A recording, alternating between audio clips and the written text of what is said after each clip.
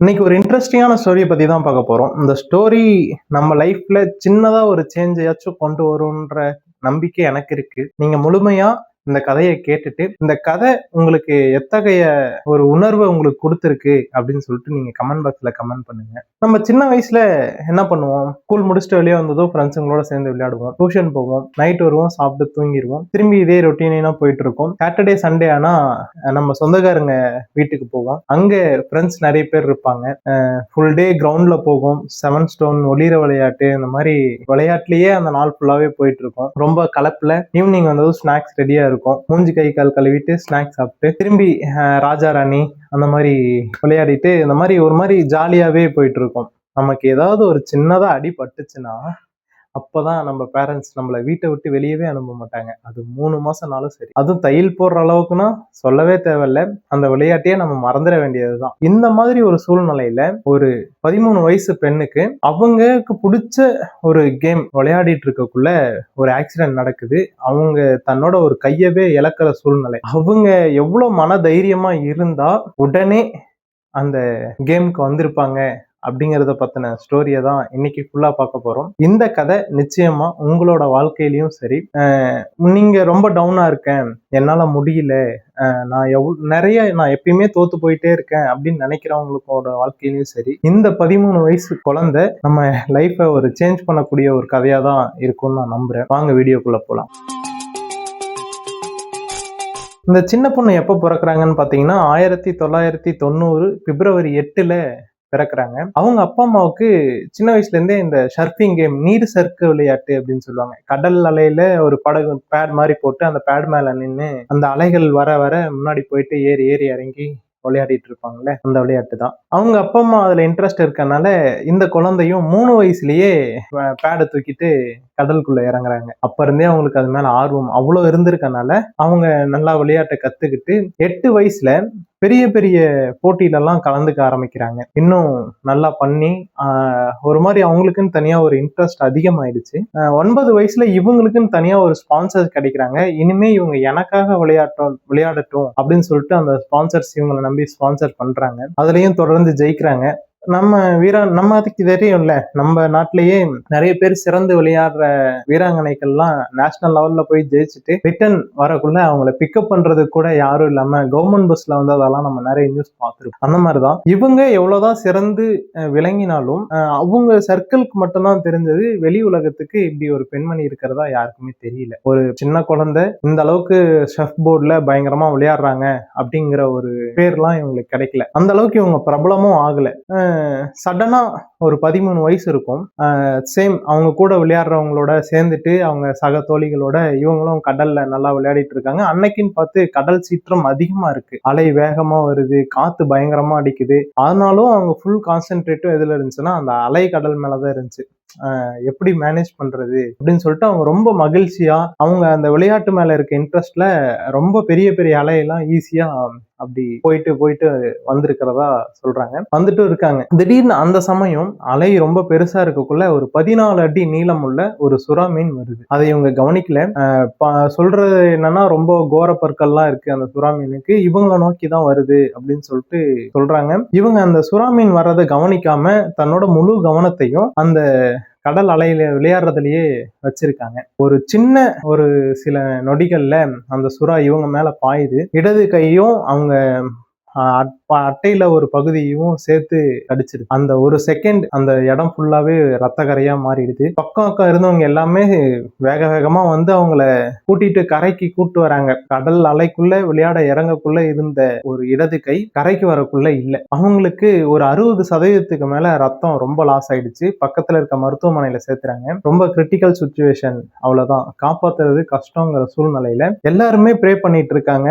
மருத்துவர்களும் அவங்களோட முழு எஃபர்ட் போட்டு அவங்கள காப்பாத்துறதுக்கு என்னவோ எல்லாமே பண்றாங்க. இதெல்லாம் தாண்டி அவங்க ஒரு வழியா உயிர் பிழைக்கிறாங்க. ஆனா அவங்களுக்கு அந்த இடது கை மட்டும் இல்லை. இதெல்லாம் தாண்டி அவங்களுக்கு ரொம்ப ஒரு மாதிரி நெகட்டிவ் வேர்ட்ஸ் சுத்தி இருக்கவங்களாமே சொல்ல ஆரம்பிக்கிறாங்க. ஒரு கை போயிடுச்சு, சர்ஃபிங் போர்டுக்கு 2 கை இருந்தாதான் நல்லாவே பிராக்டிஸ் பண்ண முடியும், ஒரு கையை வச்சுட்டு இவங்க அடுத்து என்ன பண்ண போறாங்க, அவ்வளவுதான், இந்த கேம் அவங்க மறந்துட்டு அடுத்து அவங்க வாழ்க்கைக்கு என்ன தேவையோ அதை பார்த்துட்டு போக வேண்டியதுதான் அப்படிங்கிற மாதிரி நிறைய பேர் நிறைய விதமா, நமக்கு தான் தெரியுமே, பேசுறவங்க வாய் என்ன வேணா பேசிக்கிட்டே இருக்கும், ஆனா நம்ம என்ன நினைக்கிறோங்கிறது தானே முக்கியம். அவங்க அந்த டைம் அவ்வளவுதான், வேண்டாம், நம்ம ஒரு கை போயிடுச்சு, இதுக்கப்புறம் நம்ம அந்த விளையாட்டுக்கே போக வேண்டாம், இப்படியே இருந்துடலாம், அடுத்து நமக்கு வேற என்ன தேவை, நம்மளால வேற என்ன முடியும்னு சொல்லி யோசிக்கலாம் அப்படின்னு சொல்லிட்டு அவங்க யோசிக்காம நிறைய பேர் நிறைய விதமா சொல்றதுனால நம்மளால முடியாது, நம்மளால அவ்வளவுதான், இனிமே எதுவுமே பண்ண முடியாது, இந்த கேம் பத்தி நம்ம நினைச்சு கூட பார்க்க முடியாது அப்படின்னு சொல்லிட்டு ரொம்ப நெகட்டிவா அவங்க ஃபீல் பண்ண ஆரம்பிக்கிறாங்கன்னு நீங்க நினைக்கிறீங்க? இல்ல, இதுக்கு முன்னாடி ஒரு குட்டிஸா ஒரு கதை மட்டும் சொல்லிடுறேன். இந்த கதை நான் ஆல்ரெடி போஸ்ட் பண்ணியிருப்பேன். அந்த கதையை பார்த்துட்டு இருந்தீங்கன்னா அந்த கதையோட கண்டினியூஷன் தான் இது.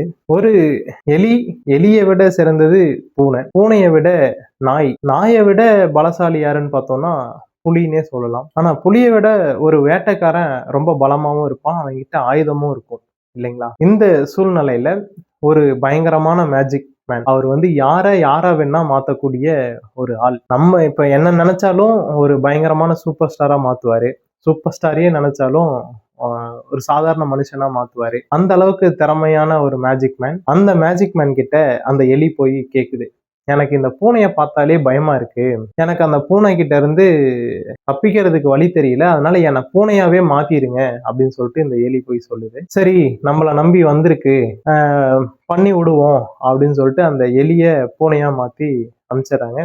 அப்படி ரொம்ப தைரியமா வெளியே போகுது. மறுநாள் திரும்பி அவர்கிட்டயே எனக்கு இந்த நாயை பார்த்தாதான் பயமா இருக்கு, என்னை நாயாவே மாத்திருங்க அப்படின்னு சொல்லுது.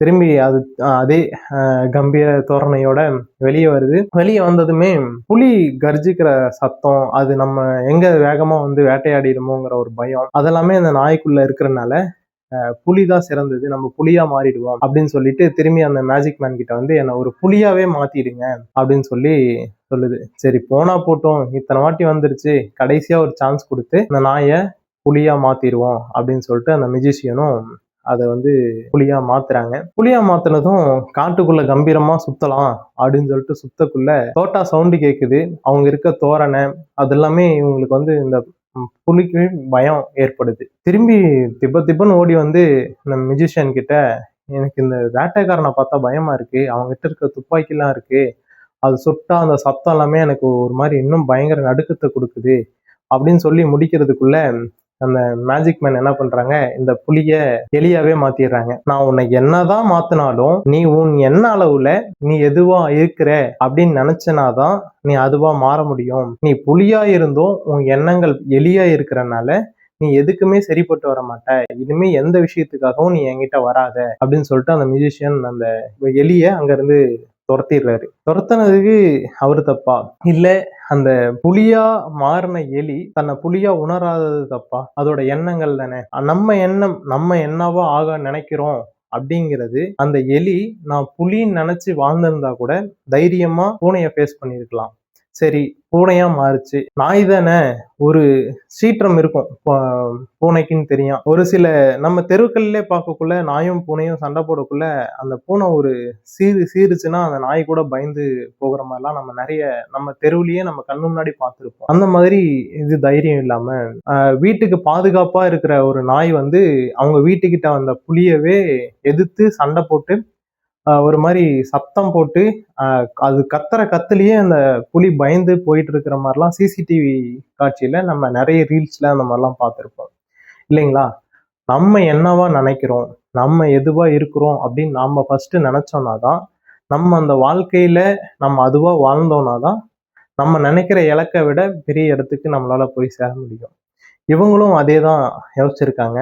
அவ்வளோ நெகட்டிவிட்டிஸையும் தனக்குள்ள போட்டு தன்னை மூழ்க அடிச்சுக்கல. என்னால முடியும், நான் கண்டிப்பா அந்த சர்ஃபிங் கேம்ல எனக்கான முழு தகுதியையும் வளர்த்துட்டு என்னோட இலக்குல நான் கண்டிப்பா நிற்பேன் அப்படிங்கிற ஒரு விடாமுயற்சியில ஹாஸ்பிட்டல்ல இருந்து எண்ணி 28வது நாள், ஒரே ஒரு மாசம் கூட முழுசா முடியலங்க, அந்த தையல் போட்ட புண்ணு கூட ஆறல, ஆனா அந்த 13 வயசு பொண்ணு தன்னோட விளையாட்டை ஆரம்பிக்கிறாங்க. ஸோ அவங்க விளையாட்டை ஆரம்பிச்சு 14 வயசுல நேஷனல் லெவல்ல இருக்கிற கேம்ஸையும் வின் பண்றாங்க. ஒரு கையில. அந்த கைக்கு ஏத்த மாதிரி அவங்களோட ஆஹ், அட்டையும் அந்த நீர் சறுக்கு பலகையையும் தயார்படுத்தி அவங்களுக்கு ஏத்த மாதிரியான வகையிலையும் செய்யறாங்க. அடுத்து வர எல்லா பெரிய பெரிய கேம்லயும் ஜெயிச்சு அவங்கள தான் ஒரு சிறந்த விளையாட்டு வீராங்கனை, அதுவும் இளம் சிறந்த விளையாட்டு வீராங்கனை அப்படிங்கிற ஒரு அமெரிக்காவை சார்ந்த ஒரு பெரிய விருதெல்லாம் இவங்களுக்கு கிடைக்குது. இன்னைக்கு இவங்க ஒரு என்ஜிஓ நடத்திட்டு இருக்காங்க. விபத்துலயோ இல்ல விளையாட்டுலயோ கை கால் முறிவு ஏற்பட்டவங்களுக்காக இவங்க ஒரு என்ஜிஓ மாதிரி நடத்தி அவங்களுக்கு என்ன சப்போர்ட் தேவையோ முழு சப்போர்ட்டையும் அவங்க பண்ணிட்டு இருக்கிறாங்க. இவங்களோட பேர் என்ன அப்படின்னு பார்த்தோம்னா பெத்தானி. நம் எண்ணங்கள் தெளிவா இருந்தா, அதற்கான கடின உழைப்பும் விடாமுயற்சியும் இருந்தா நிச்சயமா நம்ம இலக்குக்கான ஏற்றம் நம்ம அன்றாடம் நம் கண் முன்னாடி பார்க்கலாங்கிறதுக்கு இவங்க ஒரு பெரிய உதாரணமா இருக்காங்க. அடுத்து ஒரு நல்ல பதிவில் சந்திக்கும் வரை இணைந்து பயணிப்போம். நான் உங்கள் கார்நிலவன்.